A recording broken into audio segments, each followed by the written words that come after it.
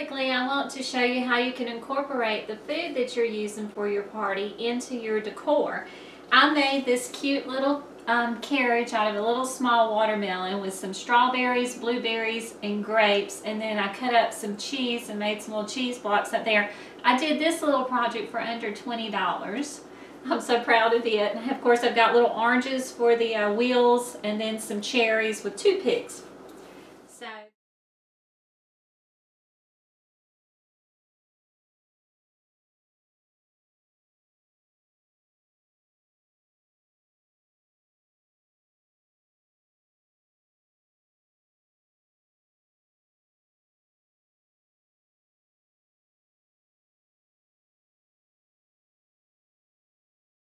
So this is another cute little idea that I had was with mason jars, because I'm using the farmhouse thing.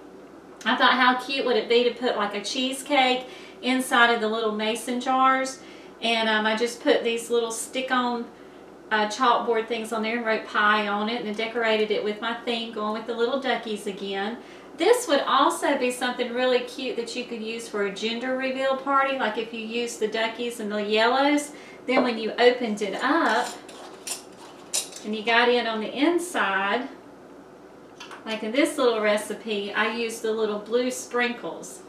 So if you can see there, a little simple recipe that I use. I've got graham crackers on the bottom. I've got a Jell-O French vanilla pudding in there mixed with some cream cheese and some half and half, and then put sprinkles on top. But those make really cute little party ideas.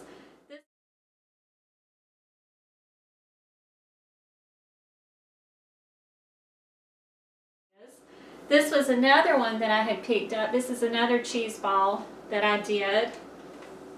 If you can see that, I made like a little cute little rattle out of it.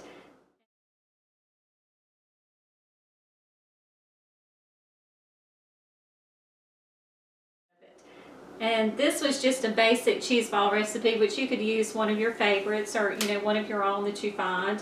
This one was just one of those really quick and simple ones that I use all the time, which I have cream cheese, ham, scallions, and then I mix all those up, and then I just roll them in the almonds. That's a really quick one, but my family loves that stuff.